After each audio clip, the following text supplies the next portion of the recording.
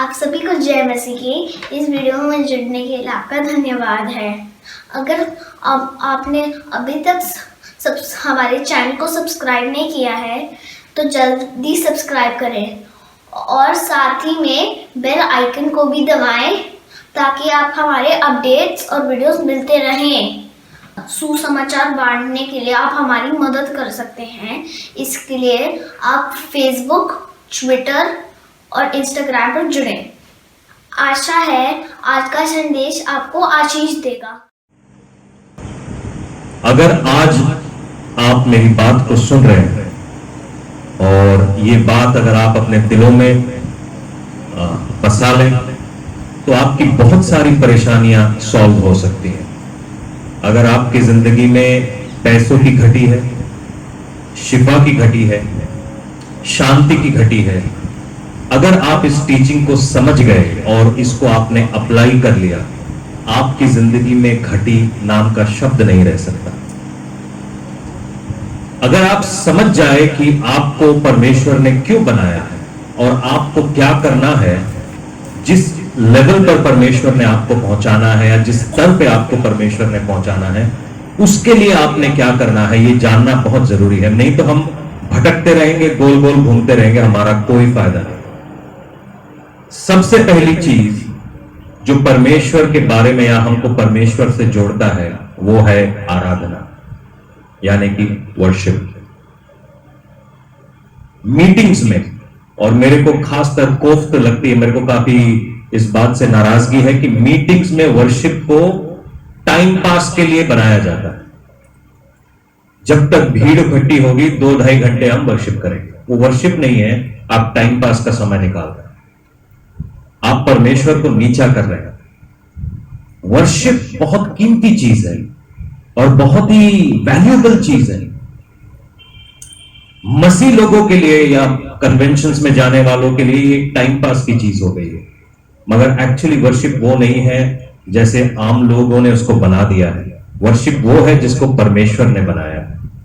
प्रकाशित वाक्य 5:10 यूं कहता है, तूने उनको रूप का राज्य दे दिया है और हमारे परमेश्वर के हेतु उन्हें याजक बनाया है, वे धरती पर राज्य करेंगे। अगर आप किसी को याजक समझते हैं या पुरोहित समझते हैं तो एक याजक का सबसे बड़ा काम क्या होता है? एक याजक क्या काम करता है? आपको मालूम है याजक शब्द का मतलब?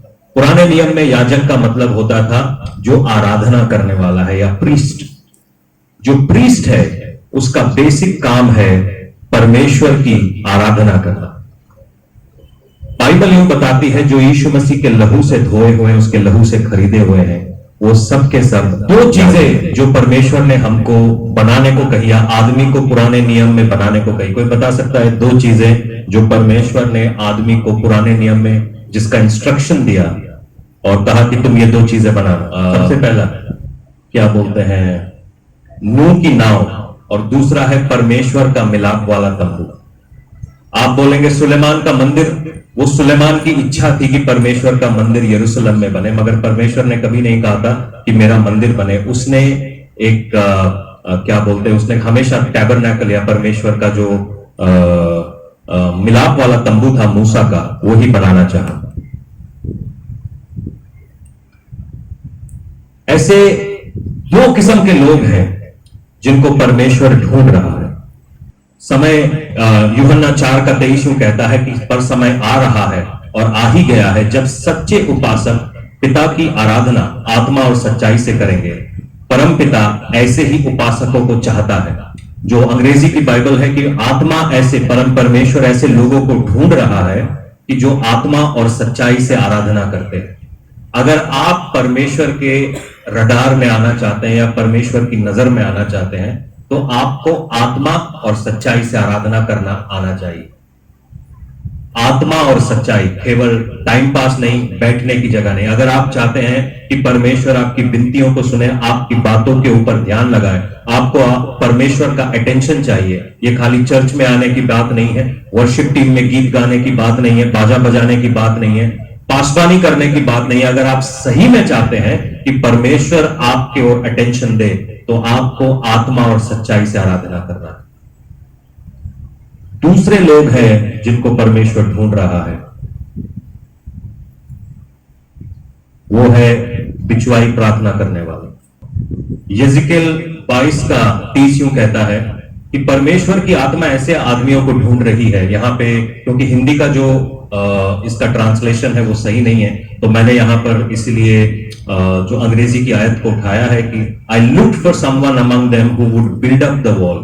जो टूटी हुई दीवारें हैं उनको वो गिरा दे, उनको बना दे, और stand before me in the gap behalf of the land so I would not destroy them. परमेश्वर ऐसे लोगों के ढूंढ रहा है जो बिचवाई प्रार्थना करें। बिचवाई प्रार्थना का मतलब, आप अगर अपने गांव में, अपने शहर में, अपने देश में कुछ भी गलत होता हुआ देख रहे हैं और आप उस गलती को देखकर भी आपका दिल पसीजता नहीं है, आप परमेश्वर के सामने जाकर उसके लिए बिचवाई प्रार्थना नहीं करते, आप लोगों के लिए दया को नहीं मांग रहे, आप लोगों को बचते हुए नहीं देखना चाहते, तो आप परमेश्वर के अटेंशन रडार में नहीं है। सबको अपने लिए चाहिए। यहां पर जितने लोग मौजूद हैं, आप में से हर किसी को कुछ ना कुछ अपने लिए चाहिए। किसी को नौकरी चाहिए, किसी को छोकरी चाहिए, किसी को शादी चाहिए, किसी को पैसा चाहिए, किसी को कुछ ना कुछ चाहिए, अपने लिए चाहिए। मगर परमेश्वर ऐसे लोगों को ढूंढ रहा है जो दूसरों के लिए मांगते हैं, क्योंकि आपकी प्रार्थना तब तक सफल नहीं होगी जब आप, कई लोग ऐसा करते हैं कि प्रार्थना के लिए पैसे देते हैं, आप मेरे लिए प्रार्थना कर दीजिए, उसमें किसी को सपोर्ट करने में बुरी बात नहीं है। आप अगर किसी को सपोर्ट करना चाहते हैं, किसी की सेवकाई है प्रार्थना करना, और वो बेचारा बाहर जाके काम नहीं कर सकता, क्योंकि अगर वो काम करेगा तो प्रार्थना कैसे करेगा। मगर ये कहना कि आप पैसे लीजिए और मेरे लिए प्रार्थना कीजिए, क्योंकि वो फिर ये क्या बोलते हैं, व्हाट डू कॉल, वो तो फिर लेन देन हो गया, वो प्रार्थना कहां रही, वो तो एक लेन देन का माहौल हो गया। आपने मेरे को 10,000 का कार्ड बनाया तो मैं आपके लिए प्रार्थना करूंगी, आप 25,000 का कार्ड बनाया तो हम आपके लिए प्रार्थना करेंगे। आप हमारे प्रेयर हॉल में जाके देखिए, एक दीवार पूरी है और उस दीवार पे सब लोगों ने, जितने लोग हमारे को लगता है कि जरूरी है इनके लिए हमें प्रार्थना करनी चाहिए, उन सबके नाम, उन सबकी जगह, उन सबकी प्रार्थना के रिक्वेस्ट लिखे हुए, और हर रोज उनके ऊपर प्रार्थना हो रही होती। और उनमें से शायद कुछ लोग हमें सपोर्ट करते हैं, शायद नहीं करते, मगर उससे फर्क नहीं पड़ता। परमेश्वर ऐसे लोगों को ढूंढ रहा है जो बिचवाई प्रार्थना करे दूसरे के लिए, और बिना किसी लालच के, बिना किसी ऐसी भावना के, अगर इसको मिलेगा तो मुझे मिलेगा। ये बिचवाई प्रार्थना का जो दिल है, ये परमेश्वर इन दो लोगों को ढूंढ रहा है, एक आत्मा और सच्चाई से आराधना करने वाले, दूसरे जो बिचवाई प्रार्थना करने वाले। परमेश्वर ने दो चीजें बनाने को कहा, एक था नूह का नाव और दूसरा था मिलाप वाला तंबू। ये तंबू जो है बियाबान के बीच में, विल्डरनेस के बीच में बनाया गया परमेश्वर की आराधना का जगह था, और यहां पर परमेश्वर के लिए आराधना हो सकती है। इस तस्वीर में आप देख रहे हैं कि आजू बाजू सारे इजराइल ने अपनी छावनी बना के रखी है, और उस छावनी के बीच में परमेश्वर की उपस्थिति उतरती है एक तंबू के ऊपर। और यहां पर मूसा परमेश्वर की सेवा टहल किया करता था, मूसा और हारून मिलकर। निर्गमन 33 का 9 यूं कहता है कि जब मूसा तंबू में जाता तो एक लंबा बादल का स्तंभ सदा नीचे उतरता था, वह बादल तंबू के द्वार पर ठहरता था। इस प्रकार यहोवा मूसा से बातें करता था। जब लोग तंबू के द्वार पर बादल को देखते थे तो सामने झुकते थे, उपासना करते थे। हर एक व्यक्ति अपने तंबू के द्वार पर खड़ा हो जाता था और उपासना करने लगता था। यहां पर दो चीजें आप देखते हैं कि जब मूसा आराधना करने के लिए जाता था, या पूरे छावनी के बीच में आराधना चल रही होती थी, तो वहां पर परमेश्वर की उपस्थिति उतरती थी। बाइबल बताती है जहां 2 या 3 मेरे नाम से इकट्ठे हैं वहां पर मैं हूं। और जब उपस्थिति होती थी, आराधना होती थी, तो सब लोग अपने कामों को छोड़ देते थे। कोई पट्टे काट रहा होगा वो अपने पट्टों को छोड़ देता था, कोई जानवर चला रहा होगा वो जानवरों को छोड़ देता था, कोई खाना बनाना होगा वो खाना बनाने को छोड़ के आराधना में आते थे। और जब वो आराधना में आते थे तो परमेश्वर बातें करने लगता था, उनको इंस्ट्रक्शंस देने लगता था कि ऐसा करो, इस तरीके से करो, इस जगह पर जाओ, इस तरीके से मूवमेंट करो। हम में से बहुत सारे लोग उसी गोल गोल चक्कर में घूमे हुए हैं, क्योंकि हम आराधना के महत्व को नहीं जानते कि आराधना करनी कैसे है, क्या होती है आराधना। आराधना का मतलब ताली पीटना नहीं होता है। आराधना का मतलब होता है ठहराव। आपके कान में गीत बज रहे हैं और आप यहां पर बैठे ताली पीट रहे, उससे फर्क नहीं पड़ता। आपका दिमाग कलीसिया से बाहर घूम रहा है कि मैं बाहर जाके क्या करूंगा, क्या खाऊंगा, कहां जाऊंगा, और आप यहां पर बैठे, आप फिजिकली प्रेजेंट है, आप शारीरिक रूप से यहां पे प्रेजेंट है, मगर आपकी रूह कहां है, आपका मन किस में लगा हुआ। आराधना का मतलब है पूरा प्रेजेंस होना, पूरी अपनी ताकत को इसमें झोंकना। वर्शिप जैसे मैंने बताया वो टाइम पास हो गया है बहुत सारे लोगों के लिए, जब तक भीड़ नहीं बजती तब तक गीत बजाते जाओ। इजराइल के अंदर 12 गोत्र या 12 ट्राइब्स हुए और परमेश्वर का तंबू उनके बीच में था। निर्गमन 25 का 8 यूं कहता है कि परमेश्वर ने यह भी कहा, लोग मेरे लिए एक मिलाप वाला तंबू बनाएंगे, तब मैं उनके साथ रह सकूंगा। एक तंबू बनाने से परमेश्वर की उपस्थिति उनके बीच में उतर आती है। परमेश्वर कहता है कि मेरे लिए एक तंबू बनाओ, मेरे लिए एक जगह बनाओ, मेरी जिंदगी, अपनी जिंदगी में मेरे लिए जगह बनाओ। आपकी जिंदगी में मोबाइल पे टाइम पास करने की जगह है, मोबाइल पर दूसरों से चैटिंग करने की जगह है। आपकी जिंदगी में आपका फेवरेट सीरियल देखने के लिए आपने जगह बनाई है।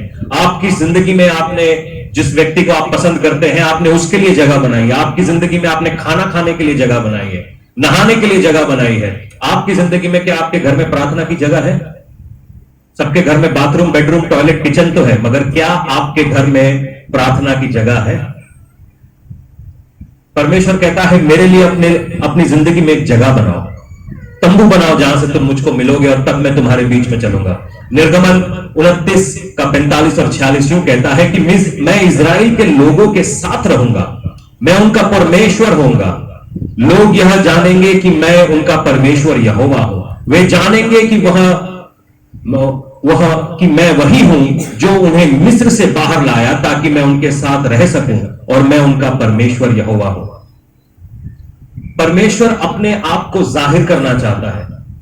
आपकी वर्शिप जो है वो शायद हमारे लिए एक शॉपिंग लिस्ट बन गई है कि परमेश्वर मुझे दे, मगर सबसे जरूरी बात है, अगर आप परमेश्वर को पहचान लेंगे या परमेश्वर अपने आप को आपकी जिंदगी में जाहिर करेगा, आपकी जिंदगी पावरफुल हो जाएगी। आप शैतान से भागेंगे नहीं, चीजों से डरेंगे नहीं, हालातों से भागने की आपको जरूरत नहीं है। परमेश्वर की हुजूरी में जब आप जाएंगे, जब वो अपने आप को आपके ऊपर जाहिर करने लगेगा। क्या कोई परमेश्वर के सामने मिला है? क्या उसकी प्रेजेंस यहां पर आई है?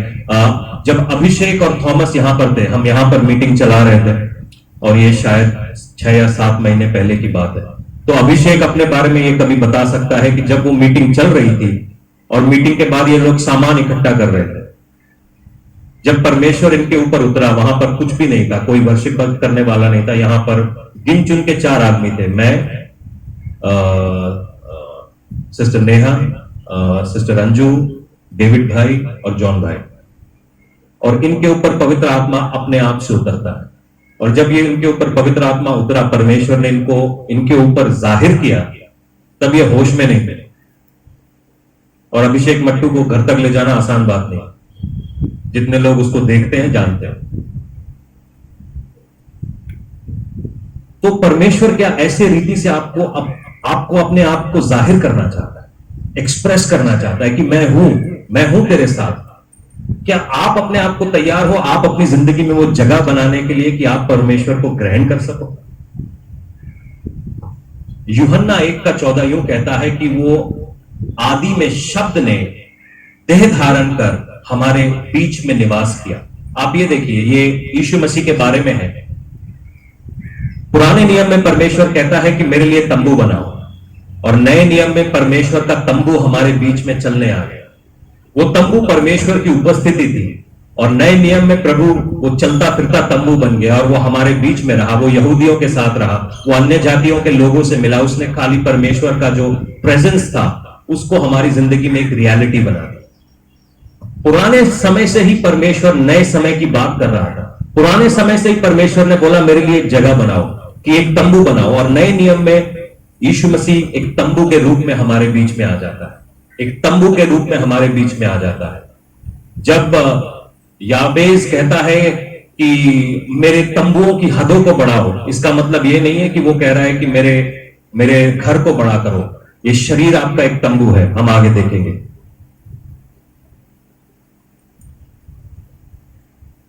नूह की नाव इसलिए बनाई गई थी ताकि मनुष्य का शरीर नाश ना हो, क्योंकि नूह के समय में पाप बढ़ गया था और जब पाप बढ़ गया तो परमेश्वर ने बोला कि मैं एक बाढ़ को भेजता हूं, मगर एक आदमी और एक आदमी के परिवार को मैं बचाना चाहता हूं, वो है नूह।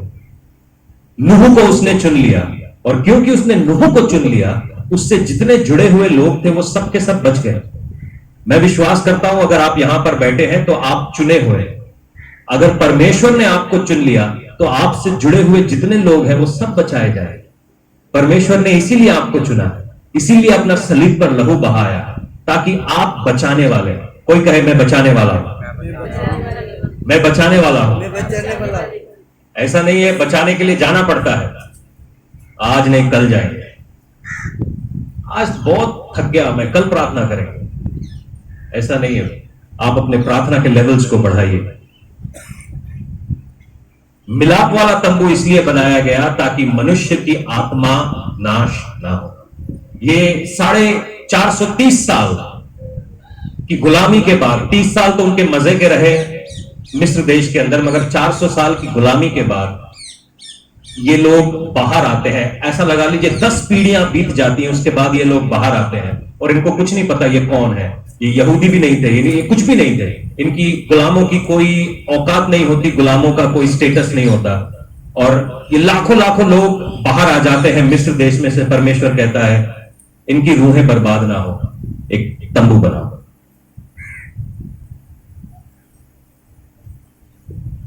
अगर आप ध्यान से लोगों को देखें, जो विश्वास में है, जो अविश्वास में नहीं है, हर एक व्यक्ति आराधना करने के लिए जगहों को देख रहा होता है। जिनको परमेश्वर का पता नहीं है वो पेड़ों की आराधना करने लगते हैं, वो चांद सितारों की आराधना करते हैं। मगर ये आराधना की जरूरत हम में से हर किसी को है। जो लोग नशे में गए हैं वो ये बोलेंगे कि उनकी जिंदगी के अंदर एक वैक्यूम बन गया था जिसको वो भर नहीं पा रहे थे, इसीलिए उन्होंने नशे से अपने आप को भरना चालू कर दिया। जो लोग व्यभिचार में जाते हैं वो लोग तो मुझको कोई प्यार ही नहीं करता इसलिए मैं व्यभिचार में चला गया या चली गई, क्योंकि वो जो जगह है वो केवल आराधना ही भर सकती, वो और कोई चीज नहीं भर सकती। परमेश्वर ने मनुष्य को इसलिए बनाया कि वो आराधना करे। उत्पत्ति का जब 4 देखते हैं वहां पर हम देखते हैं काइन और आबेल। आदम और हव्वा को अदन की वाटिका में से बाहर भेज दिया गया। काइन और आबेल बड़े हो रहे हैं। काइन खेती में लग जाता है, आबेल जानवरों को पालने में लग जाता है, और वहां पे कोई नियम नहीं है कि आराधना करना है, वहां पे कोई लॉ नहीं है, कुछ भी नहीं है। काइन और आबेल अपनी भेंटें ले जाकर परमेश्वर की हमद और सना करने लगते हैं।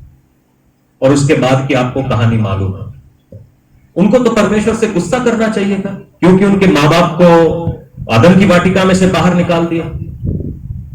मगर मनुष्य के अंदर यह चीज है, परमेश्वर ने इसीलिए आदम को बनाया कि वो आराधना कर सके। आदमी ही क्यों, जानवर भी तो आराधना कर सकते थे। आदमी के पास आत्मा है और परमेश्वर वो आत्मा और सच्चाई की आराधना चाहता है। काइन और आबेल आते हैं और उसके बाद वो अपनी आराधना करना चालू करते, कोई नियम नहीं था। और उसके बाद आपको मालूम है कि काइन आबेल को मार देता है जेलसी के आते आते। और उसके बाद जब हम उत्पत्ति 4 का 26 तक पहुंचते हैं तो आदम को एक और बेटा होता है, उसका नाम होता है सेथ। और सेथ के पास एक और बेटा होता है, उसका नाम होता है अनोश। और वहां पर परमेश्वर कहता है कि उस समय लोग यहोवा पर विश्वास करने लगे। लोगों ने अनोश की आराधना को देखा, लोगों ने अनोश के जीवन को देखा और लोग यहोवा पर विश्वास करने लगे। आपकी आराधना में ताकत है। जब आप आराधना करते हैं, अपने हाथों को उठाते हैं, घुटनों पे आते हैं, लेटते हैं, गीत गाते हैं, आप जो कुछ भी करते हैं, शायद आपको बात करना भी नहीं आता, मगर आप जब आराधना करते हैं लोगों के अंदर विश्वास जागता है। लोगों के अंदर विश्वास जागता है। ये आपकी आराधना इतनी पावरफुल है, जो लोग विश्वास नहीं भी करते उनके अंदर विश्वास ले आते हैं। बाइबल यही बताती है उत्पत्ति 4 के 26 में कि लोग विश्वास करने लगे। उत्पत्ति 22 के 5 में यूं लिखा है, अब्राहम अपने बेटे को, परमेश्वर बोलता है जो तेरा बेटा है इसहाक, इसको आ और इसको बलि चढ़ा। अब्राहम एक खास बात को वहां पर कहता है उत्पत्ति 22 के 5 में, वहां पर यूं लिखा है, तब अब्राहम ने अपने नौकरों से कहा, यहां गदहे के साथ ठहरो, मैं अपने पुत्र को उस जगह ले जाऊंगा और उपासना करूंगा, तब हम बाद में लौट आएंगे। यहां पे 2 खास बातें हैं। परमेश्वर ने इसहाक की बलि चढ़ाने को कहा था। वहां पर कोई नियम नहीं था कि बलि चढ़ाना ही चढ़ाना है। मगर पर अब्राहम क्या कहता है, मैं बलि चढ़ाने नहीं जा रहा हूं। उसने झूठ नहीं बोला, मैं आराधना करने जा रहा हूं। टेक्निकली अगर आप इस बात को देखें तो आप जानते हैं कि अब्राहम अपने बेटे को मारने के लिए जा रहा है या उसकी बलि चढ़ाने के लिए जा रहा है। वो कहता है कि मैं आराधना करने जा रहा हूं। आपकी आराधना आपके सैक्रिफाइस से चालू होती है, आपकी बलि से चालू होती है।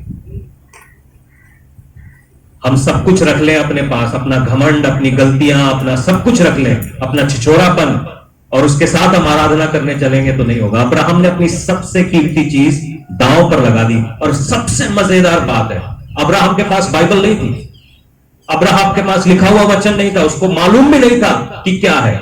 मगर वो अपने नौकरों से कहता है कि हम लौट आएंगे, क्योंकि उसको मालूम था कि परमेश्वर उसके बेटे को, जो वायदे का बेटा है, लेगा नहीं। इसका कॉन्फिडेंस था, इसकी आराधना का जीवन था। जितने लोगों, जो लोग विश्वास में डगमगाते हैं, उनका आराधना कमजोर है।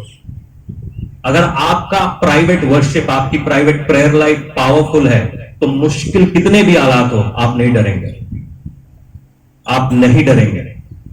बहुत सारे लोग, थोड़ी सी बीमारी आती है, थोड़ी सी गरीबी आती है, थोड़े से हालात मुश्किल होते हैं, सबसे पहले वो क्या करेंगे, आराधना छोड़ देंगे, प्रार्थना करना छोड़ देंगे। और जैसे ही वो छोड़ते हैं, शैतान को जगह मिलती है, उनको धक्का मार मार मार मार के परमेश्वर के घर से दूर ले जाते। जैसे ही लोगों को बरकतें मिलने लगती हैं, सबसे पहला चीज क्या छोड़ते हैं, चर्च नहीं आएंगे। कल तक तुम यहां पर बैठ के नौकरी के लिए प्रार्थना कर रहे थे कि नौकरी मिले, नौकरी मिले, नौकरी मिले। जैसे ही नौकरी मिले, संडे को चर्च नहीं आएंगे, क्योंकि नौकरी पे जाना जरूरी है। आपका आराधना आपके जीवन की डेस्टिनी को तैयार करता है। परमेश्वर ने तंबू बनाने को क्यों कहा?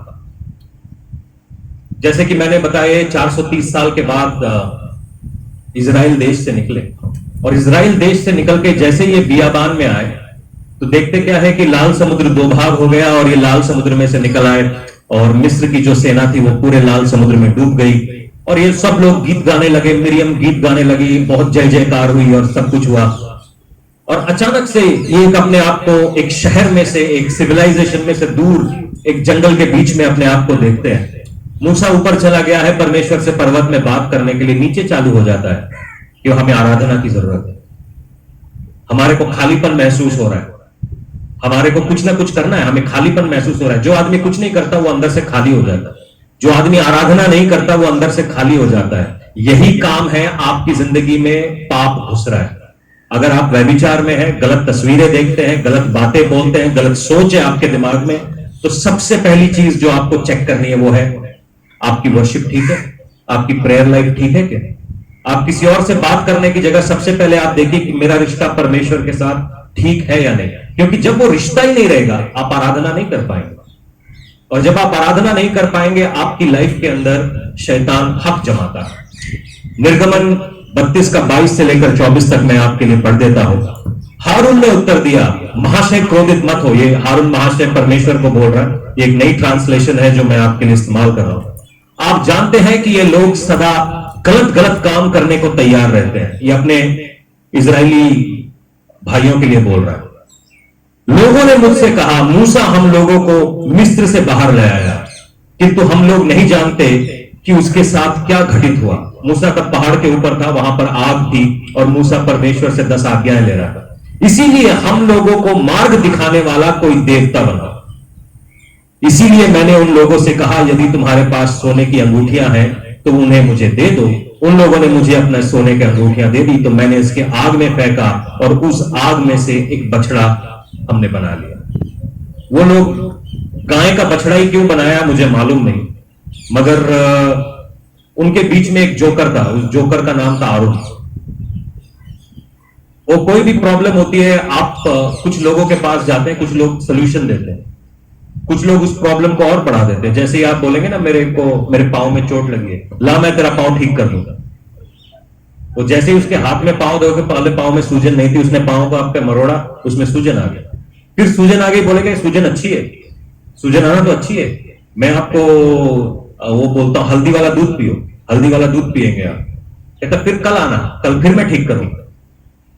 मालिश वाला बाबा के पास आप सब जाते हैं, पैर में चोट होगी, मालिश वाले बाबा के पास चले गए। मालिश वाले बाबा को की पता है उसकी आंखों में क्या एक्सरे, अंदाजे से काम करी जा रहा है। कुछ लोगों को ऐसे जानता हूं, मालिश वाले बाबा ने उनके पांव तोड़ दिए। अरुण भी वो मालिश वाला बाबा था, लोग उसके पास पहुंच गए, हम क्या करें, गलत देवता बनाते हैं। उनको ये नहीं मालूम कि उस आदमी, वो परमेश्वर जिन्होंने उनको इजराइल से बार बार इजराइल को चैलेंज करके वहां से निकाला, उनके सामने अभी लाल समुद्र खुल गया। लोगों का दिमाग ऐसा ही है, उनको अनॉइंटिंग का पता नहीं है। उनको पता है तालियां कहां बज रही हैं, भीड़ कहां ज्यादा है, कहां पे बड़ा स्क्रीन लगा हुआ है। उनको अनॉइंटिंग का पता ही नहीं है, उनको सच्चाई का ही पता नहीं है। लोग ऐसे ही है, चल रहे हैं।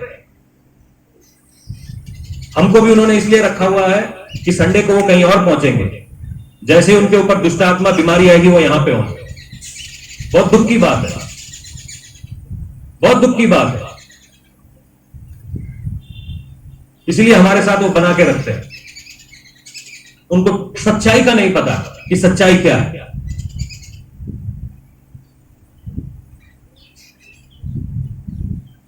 हमें आराधना कैसे करनी चाहिए? याकूब 4:6-10। किंतु परमेश्वर ने हमें अत्यधिक अनुग्रह दर्शाया है, इसलिए शास्त्र में कहा गया है कि परमेश्वर अभिमानियों का विरोधी है, जबकि दीन जनों को वह अपनी अनुग्रह दर्शाता है। अगर आप परमेश्वर के सामने आना चाहते हैं तो सबसे पहली चीज जो हमने करनी है, हमें अपने आप को दीन करना है। हम अपने घमंड के साथ परमेश्वर के सामने नहीं आ सकते। हमें दीन करते हुए, अपने आप को हलीम करते हुए परमेश्वर के सामने आना है। इसीलिए अपने आप को परमेश्वर के अधीन कर दो और शैतान का विरोध करो, वह तुम्हारे सामने से भाग खड़ा होगा। आपकी जिंदगी में सबसे बड़ा टेम्पटेशन क्या है? सबसे बड़ा लालच क्या है? शायद कुछ भी हो सकता है आपके लालच का नाम। लालच में पड़ के ही आदमी पाप करता है।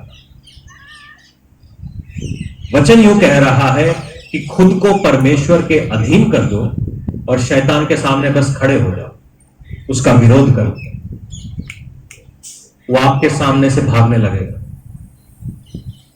आपको बड़ी कोई चीजें करने की जरूरत नहीं है, अपने आप को दीन करना है, परमेश्वर के सामने कहना है, खुदावन मैं यहां पर हूं तेरे सामने, मेरे से ये गलतियां हुई है पिता, मैं अपने आप को हलीम करता हूं।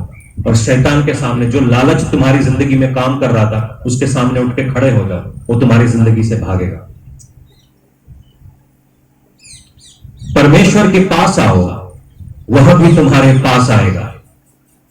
तो 3-4 चीजें यहां पर लिखी हुई है। ये कहता है कि परमेश्वर के पास आओ, वो भी तुम्हारे पास आएगा। अरे पापियों, अपने हाथ शुद्ध करो, संदेह करने वाले और हृदयों को पवित्र करो, शोक करो, विलाप करो, दुखी हो सकता है परमेश्वर ये अट्टहास शोक में बदल दे और तुम्हारी यह प्रसन्नता विषाद में बदल जाए। प्रभु के सामने दीन बनो, वह तुम्हें ऊंचा उठाएगा। अगर आपकी जिंदगी में पोजीशन की प्रॉब्लम है, लोग आपको बुला भरा कह रहे हैं, लोग आपको अपने पांव की जूती समझते हैं, लोग आपको गलत समझते हैं, परमेश्वर का वचन कहता है उसके सामने दीन बन जाओ, वो आपको ऊंचा उठा देगा। हम क्या करते हैं कि अगर कोई सपोज किसी के पास कुछ ज्यादा पैसे हैं और वो हमारे साथ दोस्ती करना नहीं चाहता, तो हम अपने आप को इतना नीचा कर देंगे किसी तरीके से उसके साथ मेरी दोस्ती हो जाए ताकि वो मेरी मदद करेगा। मगर मौका पड़ने पर क्या वो आपकी सही में मदद करेगा? हम नेताओं के सामने ऐसे हाथ जोड़ के चले जाते हैं, नेताजी हमारे लिए कुछ करिए। अफसरों के सामने इतना हाथ जोड़ के चले जाते हैं। मैं ये नहीं बोल रहा हूं उनके सामने घमंड दिखाओ, मगर अगर आपने अपने आप को ऊंचा उठाना है तो परमेश्वर के सामने खुद को दीन करो। ये आराधना है, ये आराधना के स्टेप्स हैं। परमेश्वर आराधना पसंद करता है। भजन संहिता 139 का 3 और 4, वे लोग परमेश्वर के यशगान नाचने और बजाते हुए तंबूरे वीणाओं से करें। यहोवा निज भक्तों से प्रसन्न है। परमेश्वर ने एक अद्भुत कर्म अपने विनीत जनों के लिए किया है, उसने उनका उद्धार किया। विनीत का मतलब है हलीम। आपको मैं बता देता हूं कि हर एक आराधना ग्रहण नहीं होती। बहुत सारे लोग हैं हमारे बीच में जिनकी प्रार्थनाएं करते तो है मगर वो प्रार्थनाएं सुनी नहीं जाती। उसका एक कारण है, इसके बारे में हम कभी और देखेंगे। सबसे पहले हम देखेंगे कि कौन सी आराधना परमेश्वर को कबूल नहीं है। लेवी व्यवस्था 10 में जब आप जाएंगे तो वहां पर 2 व्यक्तियों की कहानी है, एक का नाम है नादाब, एक का नाम है अबीहू। ये दोनों हारून के बेटे थे। हारून वही आदमी है जिसने गाय बनाई थी सोने की और परमेश्वर उससे बड़ा नाराज हुआ था। यही हारून के बेटे हैं, जैसा बाप वैसा बेटा। इसीलिए अगर आप बाप बनना चाहते हैं तो सबसे पहले अपने आप को परमेश्वर के सामने दीन करिए और परमेश्वर को कहिए कि मेरे राह को सीधा करें ताकि मेरे बच्चे सीधे मार्ग पर चलें। इन्होंने क्या किया कि ये कहते हैं कि क्यों केवल हारून और मूसा ही परमेश्वर की सेवा करेंगे, हम भी करेंगे। वो क्या करते हैं, आग लेके परमेश्वर के सामने पहुंच जाते हैं और ऐसा होता है कि वहां से जो एक आग निकलती है और इन लोगों को भस्म कर देती है। परमेश्वर हारून को बोलता है इनके लिए शोक भी मत करना, इनके लिए शोक भी मत करना। जो परमेश्वर ने नहीं कहा अगर आप वो चीजें करने लगे तो आपकी आराधना ग्रहण नहीं होती। दूसरी चीज, यूहन्ना 4:22, यहां पर यीशु मसीह उस सामरी स्त्री से मिलता है। तुम सामरी लोग उसे नहीं जानते जिसकी आराधना करते हो, पर यहूदी हम उसे जानते हैं जिसकी हम आराधना करते हैं। आप जिस चीज को नहीं जानते जब आप उसकी आराधना करने लगते हैं, कुछ लोग अपनी अंगूठियों की आराधना करते हैं। मैं कल एक हमारे घर में एक वो जो वीडियोकॉन D2H है ना, वो जो D2H का आपका बॉक्स है उसमें आप एक चैनल ऑन करेंगे जो जो जो न्यूट्रल चैनल होता है। वो न्यूट्रल चैनल में अचानक से एक बाबा जी आएंगे। बाबा जी रत्नों के बारे में बताएंगे। कहते हैं रत्न धारण करने से पहले आप उनको अगरबत्ती दिखाएं, अगरबत्ती दिखाने के बाद आपने हाथों में पहन ले, आपके सब काम हो जाएंगे। हम रत्न को नहीं जानते, भाई मैं पैसे से खरीद के लाया हूं, तुझे मैं तेरी आराधना क्यों करूं। कुछ लोग पेड़ों की आराधना करने लगते हैं, वो बड़ा फलदायी है।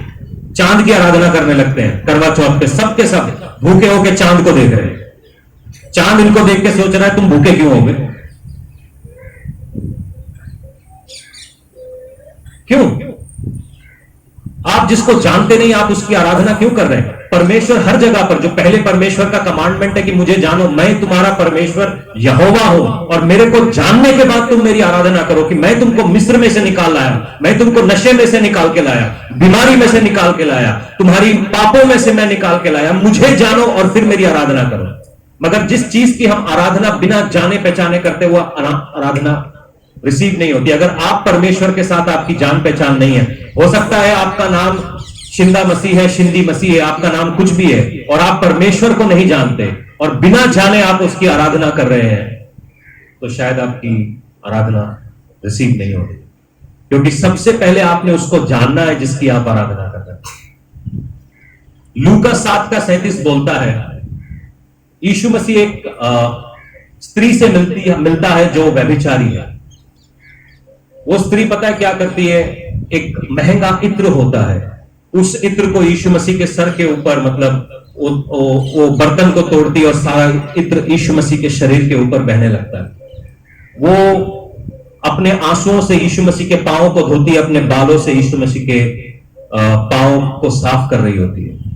यीशु मसीह कहता है जहां कहीं पे भी मेरे वचन का प्रचार होगा, इस स्त्री के बारे में बोला जाएगा। इस स्त्री का कोई नाम नहीं बताया गया, इसका नाम क्या है?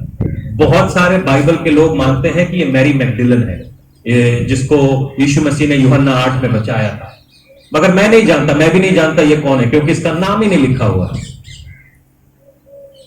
और आराधना अगर हम इसको देखें तो ये आराधना किस किस्म से इसने आराधना करी। इसने लोगों की परवाह नहीं करी कि कौन देख रहा है कौन नहीं देख रहा है। ये सीधा यीशु मसीह के पास आती है और बाइबल बताती है कि ये व्यभिचार नहीं थी, ये व्यभिचार में गिरी हुई एक लड़की थी। यीशु मसीह ने अपने चेलों के बारे में नहीं बोला कि मेरे चेलों के बारे में सब जगह पे बताया जाएगा। कहता है जहां कहीं भी मेरे वचन का प्रचार होगा, इस औरत के बारे में बताया जाएगा। एक व्यभिचारिणी स्त्री वो सबके बीच में आती है, यीशु मसीह के सर के ऊपर एक महंगा इत्र तोड़ के उसके ऊपर, सर के ऊपर डालती है, अपने आंसुओं से उसके पांव पोंछने लगती है। ये आराधना है। परमेश्वर के कदमों पे बैठना, जानना कि वो कौन है, जानना कि मैं कुछ नहीं हूं। हम घमंड के मारे परमेश्वर के सामने नहीं बैठते। जानना कि हमारी सच्चाई क्या है, मैं कहां हूं, मैं कहां खड़ा हूं, और उन सबको जानते हुए जब हम परमेश्वर के सेवा में आते हैं, हमने उसका अटेंशन गेन कर लिया। यह है मिलाप वाले तंबू का खाका। अगर आप इसको ध्यान से देखेंगे, जो पीली सी छोटे से बीच में जगह है, ये टैबरनैकल है। और अगर आप इस पूरी तस्वीर को देखेंगे, ये एक्चुअली एक क्रूस है, जो परमेश्वर ने कहा कि मिलाप वाला तंबू जो है बीच में होना चाहिए। आप क्रूस के बीच में आप किसको लटका हुआ देखते हैं? किसको लटका हुआ देखते हैं? जागो। और आप ध्यान से इनको देखिए, इस पूरे कैंप को देखिए। ये जो कैंप है, इसका नॉर्थ वेस्ट ईस्ट साउथ लिखा हुआ है। आप देखेंगे कैंप के चारों तरफ जो 12 गोत्र हैं वो हैं, ठीक है? दान, आशेर, नफ्ताली, यूदा, इसाकार, जबूलून, रूबेन, सिमोन, गाद, एफ्राइम, मनासे, बेंजामिन। और जो अंदर की तरफ है वो गेर्शोन, मेरारी, कोहात, और फिर मूसा और प्रीस्ट जो लेवी थे। अगर आप इसको ध्यान से देखें, परमेश्वर ने कुछ भी बिना सोचे समझे नहीं किया। ये क्रूस को दिखाता है। अगर आप इसको बहुत ध्यान से देखें, ये जो इनका सेटअप था, इनको बोला नहीं तुम जहां मर्जी में आए अपना टेंट लगा लो। ये क्रूस के हिसाब से ये किया गया। ये जो जितने गोत्र हैं वो एक बड़े तरीके से इस तंबू के आजू बाजू थे। परमेश्वर को मालूम था कि ये गलतियों में पड़े हुए लोग हैं, इनको छुड़ाने के लिए मुझे सलीब का इस्तेमाल करना ही पड़ेगा। परमेश्वर शुरुआत से सलीब के बारे में बताया जा रहा है। मैंने जब आपको 10 आज्ञाओं के बारे में बताया था, वहां पे भी आपको दिखाया था सलीब कैसे है, और यहां पे भी ये सलीब है। हर किसी को आप इसके बारे में गिनतियों की पुस्तक 1 से 3 तक आप पढ़ सकते हैं, और उसके अंदर आपको दिखेगा किसको कौन सी दिशा में रखा गया, क्यों रखा गया, वो सारी बातें यहां पर मौजूद है। उस सब के बीच में एक मिलाप वाला तंबू, जो मिलाप वाला तंबू है, उसके अंदर की जो बातें हैं मैं वो आपको बता देता हूं। अगर आप इसको ध्यान से देखेंगे तो वहां पे तंबू में जाने का मल्टीपल रास्ता नहीं है। सबसे पहले वहां पर एक गेट है, अंग्रेजी में लिखा है वहां पर। फिर ब्रेजन ऑल्टर है, वो जहां पे वो क्या बोलते हैं बलिदान किया करते थे। उसके बाद अंदर जाके हाथ धोने की जगह है। उसके बाद तंबू के अंदर जाते ही दीवट है, उसके बगल में क्या बोलते हैं ब्रेड पड़ा हुआ है। उसके आगे प्रार्थना की जगह है। उसके बाद पर्दा है, पर्दे के पीछे जो मूसा की बनाई हुई वाचा का संदूक है, उसको होलीज ऑफ होली या मर्सी सीट बोलते हैं। हमारी प्रार्थना कैसी होनी चाहिए? हम क्या करते हैं? हम धन्यवाद करते हैं, 1-2 गीत बोलते हैं, 1-2 वचन पढ़ते हैं, और हम बाहर आ जाते हैं। एक्चुअली जो हमारी प्रार्थना होनी चाहिए, जो मिलाप वाला तंबू है ना, इसके सबसे अंदरूनी जगह पर जाने की जगह है।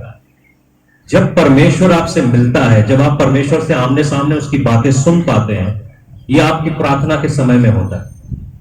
ये कोई थियोलॉजी में पड़ी हुई बात नहीं। आप रेगुलरली हर रोज अपनी जिंदगी में परमेश्वर के सामने उसकी हुजूरी में जा सकते हैं।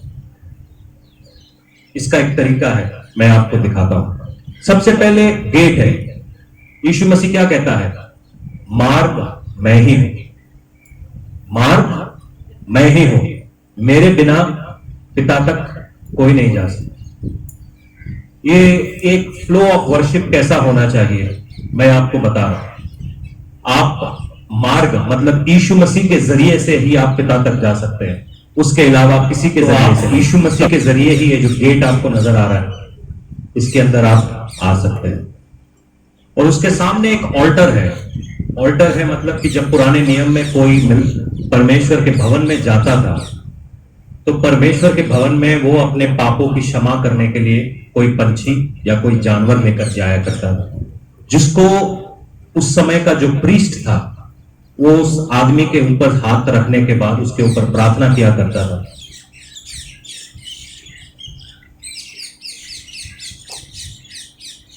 उसके ऊपर वो आदमी उस चीज के ऊपर हाथ रखता था और उसके ऊपर प्रार्थना की जाती थी कि परमेश्वर इस व्यक्ति के पाप क्षमा कर, और फिर उस जानवर को ले जाकर बलि किया जाता था। इस ऑल्टर के ऊपर, और उसका लहू इस ऑल्टर पे फैला दिया जाता था, और उसका जो मांस था उसको आगे जाकर जला दिया जाता था। जो गुनाह की जो गलती थी वो उस जानवर के ऊपर, उस जानवर का लहू बहा के पूरी की गई। हमारे लिए हमारे गुनाहों को यीशु मसीह के लहू ने धो दिया। हमारी जो गलतियां थी, हम जब यीशु मसीह के ऊपर हाथ रख के कहते हैं कि खुदावन तू मेरा मेमना है, और परमेश्वर तूने जो सैक्रिफाइस उस सलीब के ऊपर किया है उसके जरिए से मेरे पाप क्षमा होते हैं। जब हम उस गेट में एंटर करेंगे, भजन संहिता 100 यूं कहता है, उसके फाटकों में प्रवेश करूंगा किसके साथ? किसके साथ? किसके साथ? स्तुति के साथ, धन्यवाद के साथ। हम चर्च में कैसे आते हैं?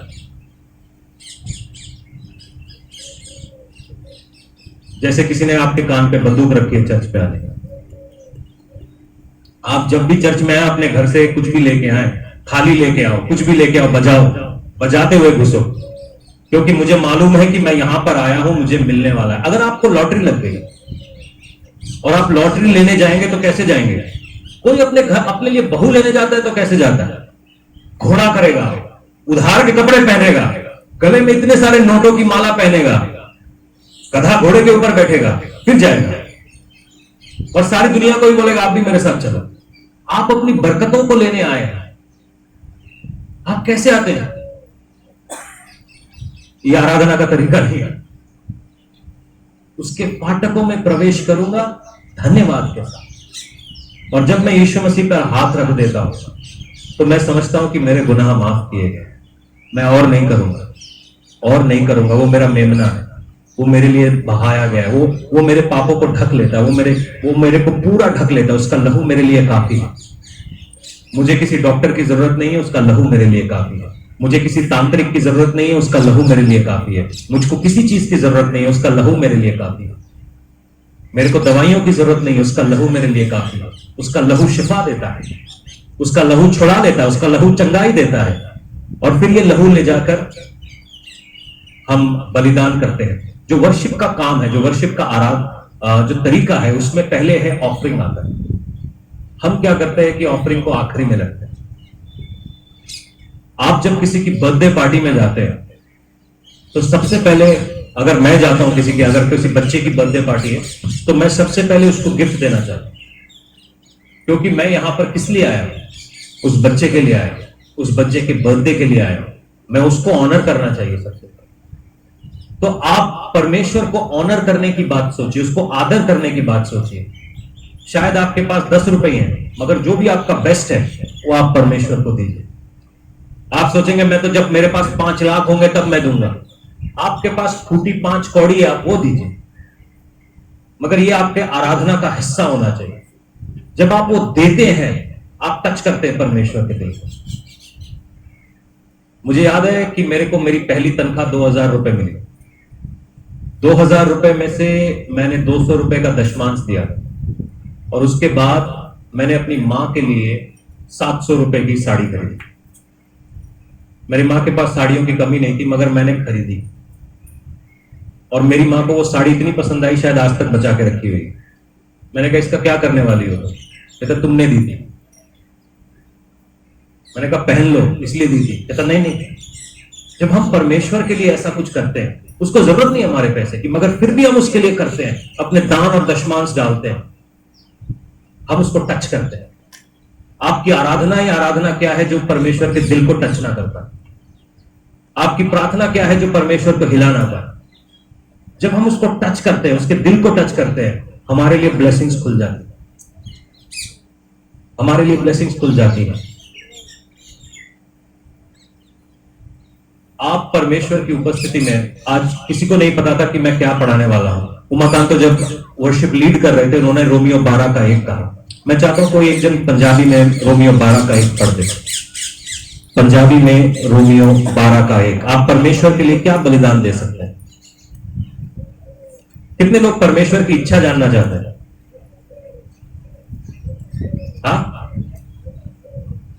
आप लोगों ने बहुत बार ज्योतिष पढ़ा होगा, वैसे पढ़ना नहीं, गलत है ये। दुष्ट आत्माओं को जगह देना है अपनी जिंदगी में कि आज आपका राशिफल क्या है, रोमियो 12 का 1 पढ़ लीजिए, आपको राशिफल देखने की जरूरत नहीं पड़ेगी। ये तुम्हारी रूह की बंदगी, मैं हिंदी में पढ़ देता हूं। इसीलिए है भाइयों, तुमसे परमेश्वर की दया स्मरण दिलाकर विनती करता हूं कि अपने शरीरों को जीवित और पवित्र, परमेश्वर को भावता हुआ बलिदान, परमेश्वर को भावता हुआ, परमेश्वर को ऐसा ना लगे कि तुमने बचे हुए टुकड़े डाल दिए, बलिदान करके चढ़ाओ। यही तुम्हारी आत्मिक सेवा है। इस संसार के सदृश्य ना बनो, परंतु परमेश्वर के मन के नए हो जाने से तुम्हारा चाल चलन भी बदलता जाए। अगर आपका चाल चलन नहीं बदला है तो क्या आप परमेश्वर के सामने बलिदान है? कल भी गाली देते थे, आज भी गाली दे रहे हैं, कल भी चोरी करते थे, चर्च में आके भी चोरी कर रहे हैं। जिससे तुम परमेश्वर की भली, भावती और सिद्ध इच्छा को अनुभव से मालूम करते रहोगे। जब आप अपने शरीरों को जीविता बलिदान चढ़ाते हैं वर्शिप में, आपका चाल चलन बदलता है, आपकी हरकतें बदल जाती हैं, आप पापी नहीं रहते, पुत्र बन जाते हैं, और आप उसकी रूह को टच कर पाते, उसकी रूह से उस रूह को समझ पाते हैं कि पवित्र आत्मा क्या कह रही है, और आपका अनुभव, आपका एक्सपीरियंस बढ़ जाता है। आप अपने भविष्य को देख पाएंगे। प्रोफेसी का ये जो अगर आपको प्रोफेट बनना है, आपको अगर भविष्यवक्ता बनना है, तो सबसे पहली चीज यही है, अपने वर्शिप का तरीका बदलिए, अपने शरीरों को जीविता बलिदान चढ़ाइए, अपने चाल चलन को चेंज करिए, अपने आप को हलीम करिए, और वहां पे आप देखेंगे कि परमेश्वर की भरपूरी कैसे है, वो कैसे आमने सामने आके आपसे बात करता है। उसके बाद जो होती है वहां पर सफाई होती है। पहला यूहन्ना 1:9। सफाई कैसे होती है? लेबर लिखा हुआ है यहां पर, आप देखेंगे ये जो आउटर कोट है, यहां पे अपने दानों को चढ़ाने के बाद यहां पर एक ब्रेजन लेबर, यानी कि तांबे का बना हुआ एक पानी की जगह होती है जहां पे हमें सफाई की जरूरत होती है। हम में से हर कोई जब हम सफर में से बाहर आते हैं तो शायद काम करके घर लौटते हैं तो हमारे शरीर में बहुत सारा गंद होता है।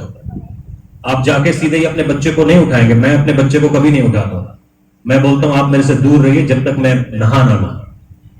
अगर आप परमेश्वर के किंगडम में हिस्सेदार बनना चाहते हैं तो आपको अपने आप को साफ करना जरूरी है। अगर आप 10 दिन ना नहाए तो क्या होगा? यहां पे बहुत सारे सर्दियों के दिन तो महीने महीने नहीं नहाते, मगर 10 दिन ना नहाए तो क्या होगा? हाँ, बुखार नहीं हो जाएगा, बीमार, खुजली हो जाएगी। आपको खुजली होगी तो कोई प्रॉब्लम नहीं है, हो जाएंगे, ठीक है। फिर 10 दिन के 20 दिन हो गए, आपके बगल वाले भी बैठने नहीं पाएंगे, उनको भी खुजली हो जाएगी। पाप फैलता है, जैसे एड्स फैलता है, कोरोना वायरस फैलता है, वैसे पाप फैलता है। अगर आप उसको टैकल नहीं करेंगे, उसको तरीके से उसको संभालेंगे नहीं, वो फैलेगा आपके परिवार में, आपके आजू बाजू। तो हम सभी को एक सफाई की जरूरत है। हम धन्यवाद के साथ उसके फाटकों में गए, अपने शरीरों को हमने जीविता बलिदान करके चढ़ाया, यीशु मसीह के लहू को अपने ऊपर छिड़का, और हमने माना कि हमारे सारे पाप क्षमा किए गए।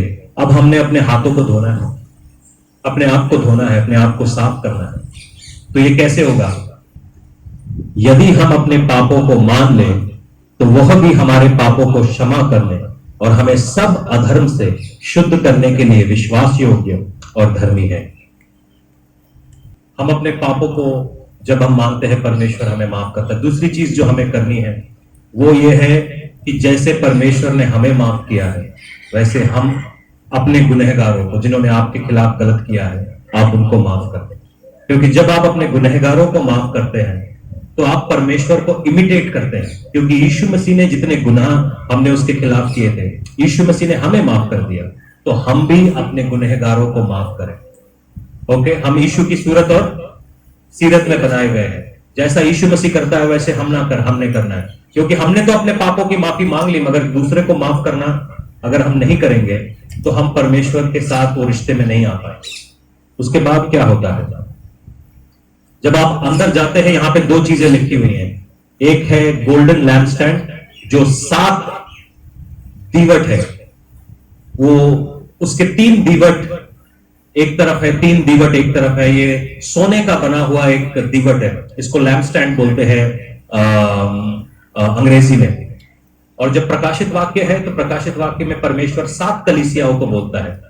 7 क्या है? हमारे दिन, हफ्ते के दिन कितने हैं? 7। परमेश्वर ने कौन से दिन को आराम किया? 7वें दिन। तो ये जो 7 है, ये परमेश्वर के काम को पूरा होने को और परमेश्वर के आराम को दिलाता है। ये जो दीवट है, इसके अंदर आग धोती है और इसके अंदर तेल होता है। हारून और उसके बेटों की जो ड्यूटी थी, वो इन दीवटों के अंदर तेल डालते रहना था ताकि इनकी आग कभी बुझे नहीं। ये जो 3 दीवट है, वो एक तरफ देखते हैं 3 दीवट, मतलब सेंटर में एक दीवट है जो यीशु मसीह को दिखाता है और बाकी अलग अलग दीवट है। इसके बारे में भी हम आगे स्टडी करेंगे, मगर अभी ये जान लीजिए, ये गोल्डन लैम्पस्टैंड है, ये अनॉइंटिंग एंड होली स्पिरिट को दिखाता है। अनॉइंटिंग एंड होली स्पिरिट को दिखाता है। प्रेरितों के काम 2 के 3 में हम देखते हैं, जब पवित्र आत्मा उतरी तो उनके सर के ऊपर लपटे दिखाई दी। अगर आपको बुरे ख्याल आते हैं, बुरे सपने आते हैं, बुरी चीजों से आप जूझ रहे हैं, तो सबसे चीज आपको चाहिए पवित्र आत्मा की आग। जब ये आग आपके सर पे जल रही होगी ना, कोई भी मच्छर, मक्खी, पतंगा आपके सर के ऊपर बैठ नहीं सकता। कोई भी जानवर आपके सर के ऊपर घोंसला बना नहीं सकता। आपके ऊपर केवल परमेश्वर का मस्सा रहता है। अगर आप इन सब बातों से जूझ रहे हैं, तो पवित्र आत्मा की आग को मांगिए। लूका रचित 3 का 16 यूं कहता है, यहां पर यूहन्ना बपतिस्मा देने वाला यूं कहता है कि मैं तुमको पानी का बपतिस्मा दे रहा हूं, मगर मेरे बाद में आने वाला है, वो तुमको आग का बपतिस्मा देगा। आग क्या करती है मालूम है? आप किसी भी चीज को आग में डाल दीजिए, वो उसके फॉर्म को चेंज कर देती है। उसके अंदर जो मॉलिक्यूलर जो उसका कंस्ट्रक्शन है, उसको बदल देती है। आप किसी भी चीज को आग में डाल दीजिए, आप पानी को आग में डाल दीजिए, पानी को वो भाप बना देगी। आप लोहे को आग में डाल दीजिए, लोहे को वो लिक्विड में बना देता है। जब आपके ऊपर आग उतरती है, तो आप नहीं रहते, आप कोई और बन जाते हैं।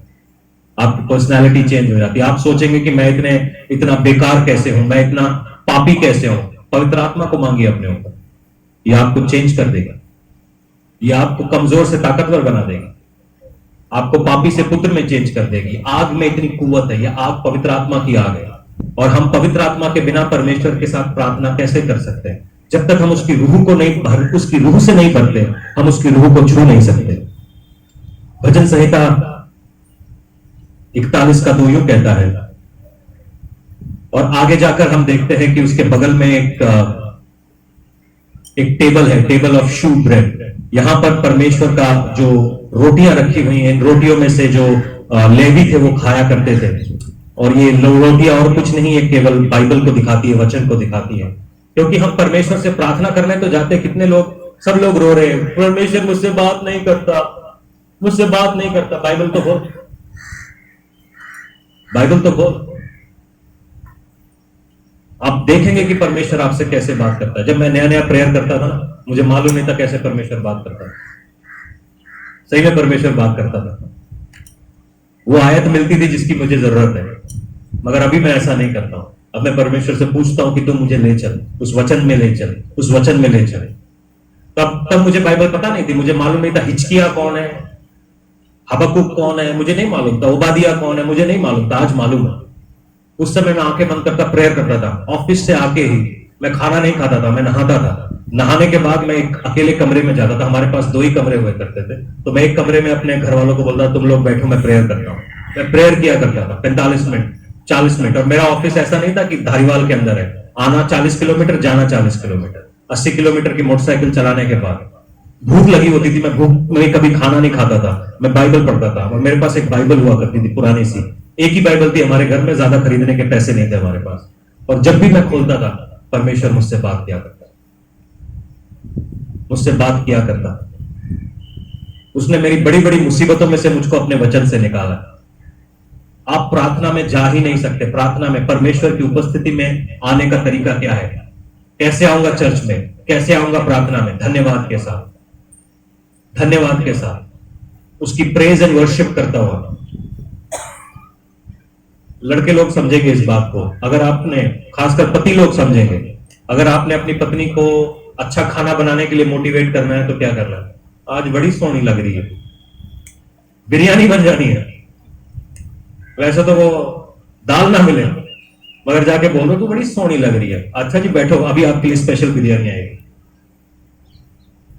अगर आपने परमेश्वर को तू सीख ले, तेरे लिए काम आएगा। फिर पता चले कब पाशा जी खाली दाल खा रहा हूं, सीख ले क्या बोल रहा है। जब हम किसी की प्रेज करते हैं ना, हम उसका अटेंशन फटाक से पा लेते हैं। परमेश्वर तेरा भला होगा कि मैं आज के दिन के लिए, कि मैं आज का दिन शायद नहीं देखता मगर तूने मुझे दिखाया। कितनी बार परमेश्वर ने आपको एक्सीडेंट से बचाया, उसके लिए आप धन्यवाद कर सकते हैं। कितनी सारी चीजें आपकी लाइफ में परमेश्वर ने जो आपके लिए किया होगा, आप धन्यवाद करेंगे। आपके अंदर वो खुशी जागेगी, खुशी के साथ आप अंदर आएंगे। आप यीशु मसीह के ऊपर अपने हाथ को रखेंगे। बाइबल बताती है अपने हाथों को उठा के प्रार्थना करो। आप पिक्चरें देखते हैं, पिक्चर में बताते हैं अपने हाथ उठा के बाहर आ जाओ। इसका मतलब है सरेंडर। मैं सारी चीजें सरेंडर कर देता हूं तेरे सामने परमेश्वर। मैं ही नहीं, मेरी कोई हैसियत नहीं, मैं कुछ भी नहीं, मैं तेरे सामने आ रहा हूं। अपने हाथों को ये पवित्र कर, इन हाथों को। आपने जितने गुनाह किए हैं पता, उनको यीशु के लहू के नीचे छुपा दीजिए। आप अंदर आइए, अपने शरीरों को जीविता बलिदान करके चढ़ाइए। अपने हाथों को अपने पापों के कन्फेशन से धो लीजिए। पवित्र आत्मा आपके ऊपर उतरने लगेगी। ये 3 स्टेप करिए, पवित्र आत्मा आपके ऊपर उतरने लगेगी। आप पवित्र आत्मा को महसूस करने लगेंगे अपने ऊपर। उसके बाद आप बाइबल को खोलिए। बाइबल आपसे बात करने लगेगी जितना एक इंसान आपसे बात करता है। बाइबल आपको ये अल्फाज जिंदा हो जाएंगे। आपको मैं आपको एक्सप्लेन नहीं कर सकता, ये आपको करके देखना पड़ेगा। ये अल्फाज आपसे बात करने लगेंगे। एक एक अल्फाज इतना भारी है, मैं आपको क्या बताऊं, इसका वजन उठाना बड़ा मुश्किल है, इतना पावरफुल है इसमें लिखा हुआ एक एक अल्फाज।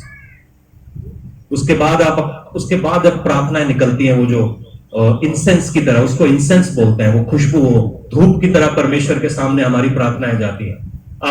आपको शायद कुछ बोलना भी ना पड़े, आपके आंसू आपका काम कर देंगे। आपकी चुप्पी शायद परमेश्वर के सामने आपका काम कर देगा।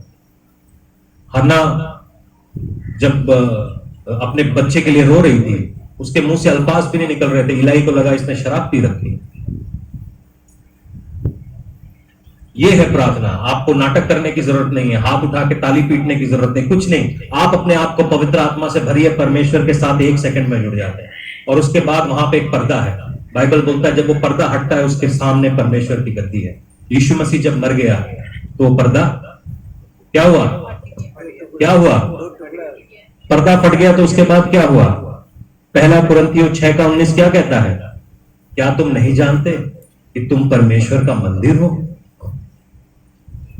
क्या तुम नहीं जानते कि तुम परमेश्वर का मंदिर हो? अपने आप से एक बार ये आयत, पहला कुरिन्थियों 6:19, अपने आप से एक बार कहो। आंखें बंद करो और अपने आप से इस बात को कहो कि क्या तुम नहीं जानते कि तुम परमेश्वर का मंदिर हो?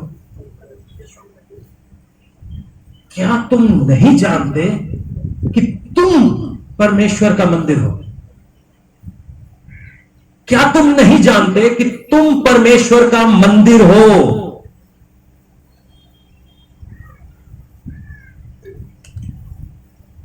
वो सामर्थ जिसने सारी दुनिया को हिलाया, सारी दुनिया को बनाया, वो तुम्हारे अंदर मौजूद है। वो तुम्हारे अंदर मौजूद है। तुम्हारे अंदर गंदगी मौजूद नहीं है, पोर्नोग्राफी मौजूद नहीं है, व्यभिचार मौजूद नहीं है, चोरी झूठ मौजूद नहीं है। वो मौजूद है, मगर तकलीफ यह है कि हमने इस सब के नीचे उसको कहीं दबा के रखा। आज इस कचरे को अपने अंदर से निकालो, उसके लिए जगह बनाओ, उसके लिए जगह बनाओ।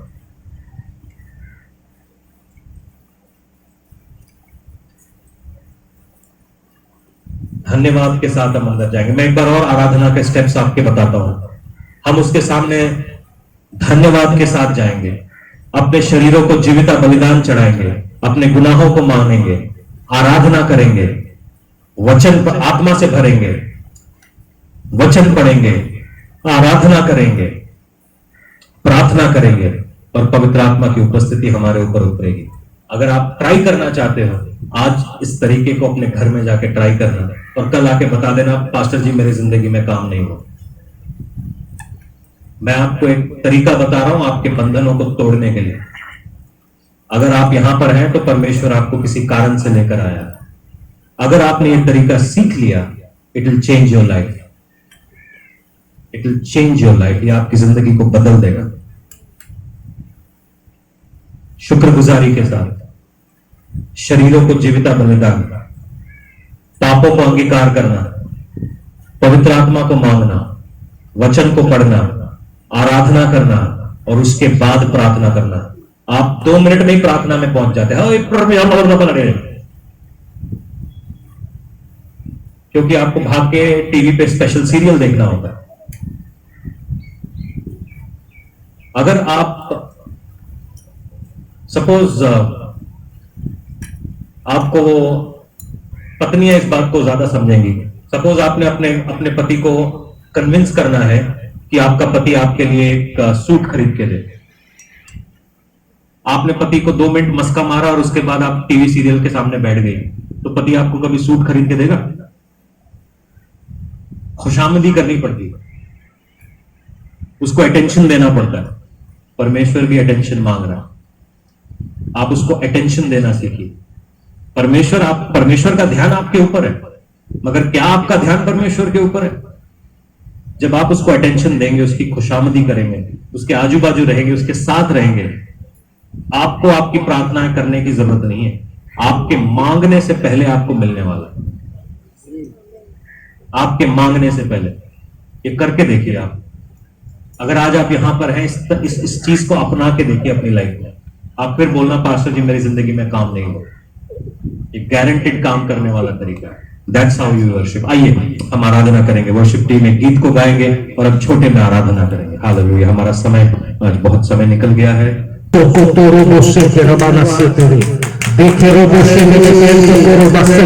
Holy Spirit fall upon this place. Holy Spirit fall upon this place.